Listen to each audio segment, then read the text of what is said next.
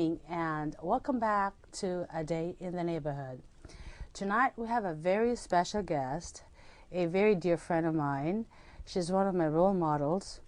She is a mother, a teacher for 30 years with the City College of San Francisco. Her daughter, Selena, is about to turn 17 years old. She is the vice chair of the California Democratic Party. She is a super delegate to the Democratic Party convention. She is campaigning to become a supervisor in District 1 in the Richmond area. She is a neighborhood activist. She is a wife. She is a woman of all seasons. Welcome, Alicia Wang. Thank you. Thank you, Myrna. It's great to see you again. We've been friends for so long. I know, and you're looking gorgeous. Oh, so are you. Thank you, thank you. See, women, they call this Solidarity Committee. Exactly, yes. Exactly. Now, there is so much to talk about as far as you're concerned, because you have such a long history of activism, of professional accomplishments. Sounds like you've done everything. So let's take this one piece at a time. First of all, you have been a teacher for 30 years. Yes. At City College, I teach English as a second language and citizenship. Best job in the world. I love my students. They're absolutely great. Work hard. They want to learn English, and just wonderful people. That's great. Now, most of these are how many students go through your class to become citizens? Well, when I first started teaching, we had about 20 students in a class. Now, with the cutbacks, our classes are up at 40, sometimes 40, 45 students. Very, very bad. Yeah. Do you feel the excitement of these people becoming a citizen? Because when I meet people, they're so proud. Oh yeah, they're so proud to be an American. I know. I've had students who are seniors who are in their 70s and 80s, and they are they're women who, in their generation, never had a chance to go to school. Right. And they come to this country. They have to learn literacy and another language. Right. And the citizenship test is very hard. Exactly. And they do it. I'm so proud of them. And it takes them a long time too to become citizens, right? When they apply. Yes. Well, they have to live here for 5 years, and then then they're eligible to apply. Yeah. Usually they get petition from their home countries, right? Right. And then they come here. Most of them come here through the family unification program. So someone from their family applies for them to come here. Exactly. And then so when they come to you, you're like their little goddess who teaches them how to speak English and how to become a citizen. Yep. That should be. And you wind up being a social worker. You wind up being their lifeline. They come to you for everything. Exactly. Because sometimes they're very isolated because of the language. Right. But they're wonderful people. Yeah, they must like you a lot. Absolutely wonderful people. They're like little kids, right? Suddenly they're it's like it's like they become family. Exactly. And now after so many years of teaching, I have students all over the place. And that's the wonderful thing about this campaign, is that a lot of my old students have been coming up and saying, "Oh my God, Mr. Wong, you're running! Oh my God!" And they're coming and they're helping me on my campaign. They're phone banking for me. They're walking precincts for me. I have one student who is he delivers rice noodles. Rice noodles. So he delivers rice noodles to all these restaurants. Oh my God! Right. And so he's going to everyone and asking them to put up a sign for my teacher. That's great. Yeah. Now let's talk about the Democratic Party. Yes. Now you are a vice chair of the California Democratic Party. Yes. Now I go to those conventions and you're always up there on that stage with all of these important people in the Democratic Party. Now you paid your dues. I remember, I believe in the early 90s when we were both in the board of the Chinese American Democratic Club. Right. Something happened and both of us got kicked out of the Chinese American Democratic Club. Right. Because we were, and I think that we see this all the time in politics, as women in politics. It's very hard as a woman in politics to get ahead because, as you know, the guys just want you to do the membership, do the parties, Right. and they want to be the chair. They want to be the heads. Right. And that was the year when I ran to be president of the club. Oh, that's right. That's right. And I think I was maybe You lost by a vote or something like I that? lost by one vote. And that was a name that I didn't that they didn't give me on the list of board members. Right. All the women, we all stuck together. They all voted with me, and then we all left because we thought we had been treated so unfairly. And I think that's one of the reasons that you and I have stayed in politics. And Fiona was with us. Fiona was also on the board, and Fiona was with us at that point. And it's not easy being a woman in politics, and it's doubly difficult being an Asian woman in politics. Well, should we start talking about Hillary Clinton then? Yeah. There seems to be this big stereotype. Okay, if you're a young woman, you're like a bimbo. If you're older, you're an angry. I think what we've Something. seen in this campaign season, and it's very unfortunate, is, and I've heard this from a lot of women are very unhappy about this. They've seen a lot of sexism. Mm-hmm. Now, regardless of whether you support Senator Obama or you support another candidate or you support Senator Clinton, we had very good candidates in this Right. campaign season. But but some of the sexist remarks, some of the sexist things that were said during the primary. We had been talking about how difficult it is to campaign and to win anyway, but for women, it seems to me that there might be some double standards going on. Is that something you would feel comfortable talking about based on your experience right now? It's very difficult for a woman in politics, as you know. Mm-hmm. Look at what's happening in the city now. We used to have a majority of women on the Board of Supervisors, and now we've got Sophie Maxwell, and we have Carmen Chu is appointed, right? And we have Michaela. So we have 2 elected Mm-hmm. and 1 appointed members.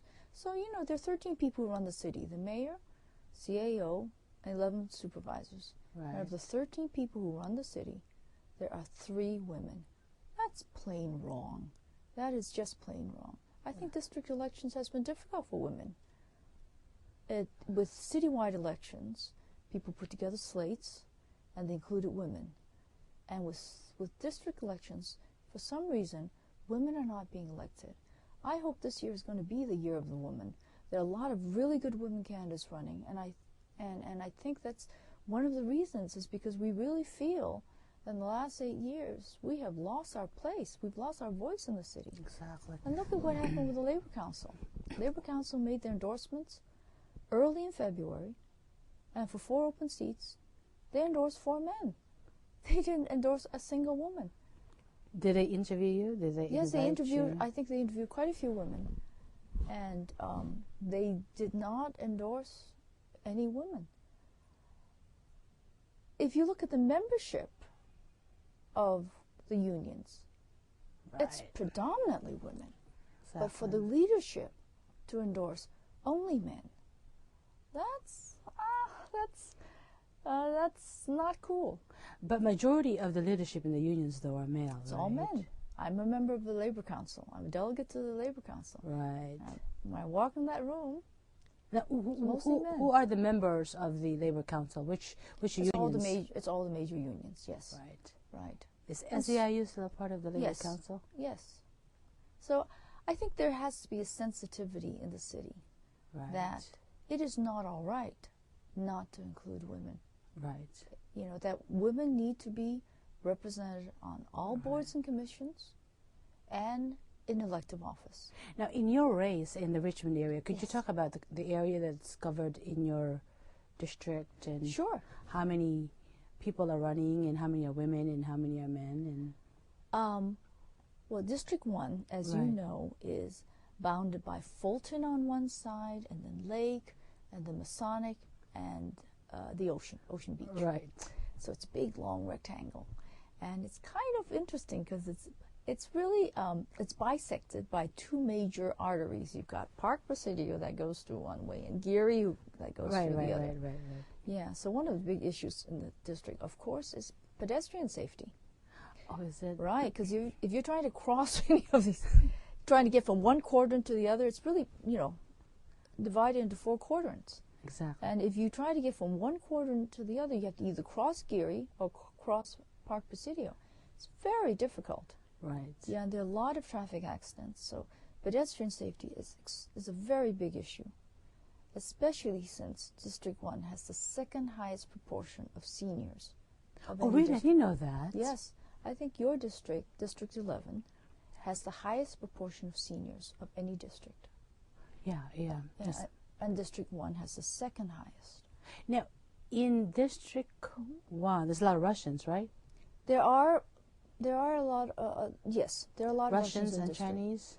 There are a lot of Asians. About a quarter of the voters are Asians. Yeah. Wow, that's good. That's a good number for you. Right? And then how about the Russians? The Russians have not. They haven't really found a place in the political, in the political landscape yet. They're not voting in the numbers that they should be. Okay. We've been doing voter registration for a long time. I started doing voter registration with Chinese American Voter Education Committee, Right, which I chaired way back, 30 years ago. Right. We used to stand on street corners and asking people to register to vote. Exactly. We did that every summer. And when I started doing that, I think there were fewer than 10,000 registered Chinese voters in the entire city. Wow. And now there are over 10,000 registered Asian voters in my district alone. And that's Wow. probably true of your district as well. Right. Now, do you think you're getting enough coverage, press coverage? Do you think you're getting enough attention as far as being in a quote competitive race? Or Well, in district elections it's always difficult right, because there's so many people running. It's an open seat. right, And as you know, there are so many candidates running, and it's still early. right. So, But you're a major contender in that race. well, I hope I hope I will be the voice of the That'll be good. neighborhood, and that's really why I'm running, to be a voice for the neighborhood. Now, what do you think about how the media is trying to play this election? That it's like an ideological contest between moderates and progressives. Do you think there's merit to that? I think there are people who are trying Mm-hmm.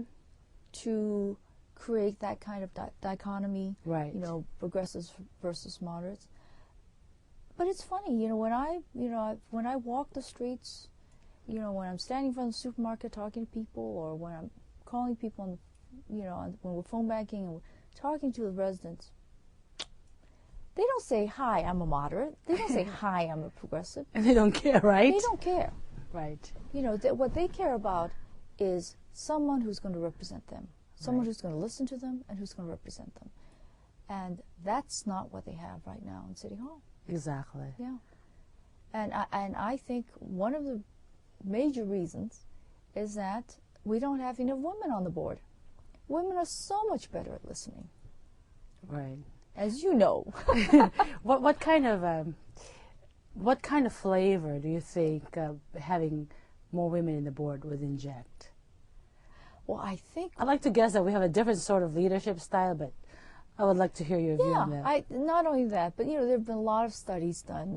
Studies done out of Harvard about how girls learn differently from boys and Right. the interaction, and women tend to be more co-everything. But I think women have a tendency to work together Right. better. And I think that's what we need on the board: people who work together and who are going to try and get things done. Now, Not people who are going to grandstand. exactly. Yeah. Now, campaigns usually get really dirty and nasty. Yeah. Do you think you get you more than your share because of you're a woman candidate? Do you think? You know, I've been in politics a long time, as you know. Right. You're very savvy too. You're very And good. it's you know, I was the first when I ran for the Democratic County Committee way back in '84. Right. I was the first Chinese woman elected out of that district, which was the old 16th Assembly District, that represented Chinatown. Right. So the first Asian to represent Chinatown on the county committee. And when I was elected to the Democratic National Committee, this was in 1992, Right. and I was the first Chinese woman ever elected to the Democratic National Committee in, what, two centuries, the 200-year history of the party. Do you think And so when you break glass ceilings like that, exactly. one of the things you understand is that life's a long time, politics is a long time, and that the day after the election, the same people are going to be around. Exactly. Right. And people who want to win at any price, people who play dirty, inevitably it'll come back to them. Right. Do you think there's enough solidarity though amongst women? You know, like with different women's clubs, are they? Do you think we have gotten to the point where women are supporting women, or? I think so. You think so? I think so. But it may be generational. It may be generational. Right. I think within our generation, because we understand how difficult it was, because we grew up in a world where I was talking to another woman at the SFWPC reception, the San Francisco Women's Political Caucus reception this week. And we were talking about how when we were growing up, you were supposed to get married, have a family, and be a wife. And, well, if you wanted a job, you could be a teacher or a nurse. Right. But it's different now. Young women have all careers open for them. We opened those doors. Mm-hmm. A lot of us, we were the first women in our families to go to college. Right. And we opened a lot of those doors. And so I think that for those of us who've come through that experience, we have a greater tendency to work with each other because we've gone through and struggled together. Exactly. Yes. Now with Hillary, I hear or read in the internet or in the newspapers that there's a lot of probably misfeelings or ill feelings or misgivings about how she was treated as a candidate because she's a woman. Would you agree to that? There are a lot of women, I've heard from a lot of women who feel that the sexist tone of the campaign, not coming from any of the other candidates, but just the whole atmosphere, that they were very unhappy about it. The prime example that everybody uses is, the Hillary Clinton nutcrackers that they were selling at, you remember the classic when Clinton ran for Senate in New York, right. And there was that classic moment when the Republican candidate stood over her, during the debate and sort of looked down on her, and everyone, I think, did not have a good impression. Well, how about Geraldine Ferraro? My God, look at the beating she took when she ran. Right, exactly. It has been difficult. I am so proud of Nancy Pelosi. Nancy Pelosi is such a role model for all of us and women in politics. Do you think, based on what happened to Hillary's campaign, do you think women will turn out in this presidential election? I hope so, because one of the things that I have always worked to get out the vote and to get women out the vote. Right. And what we always say is, when women vote, Democrats win. That's a good. When women vote, Democrats win. If women do not vote, Democrats will have a very difficult time, because we have such a large proportion of the women's vote. Right. Change in the helm of the Democratic Party. I heard somewhere that Art Torres might be retiring as the party chair. Well, our terms extend until 2009. Okay. Then the next election will be in 2009. This is my third term, and it's Art's third term as well. Wow. So we've been doing this for over 10 years.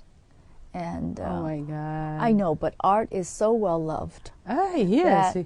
He's so well loved that people don't want to let him go. But yeah, does he want to relax or kind of smell the roses type of situation? Or?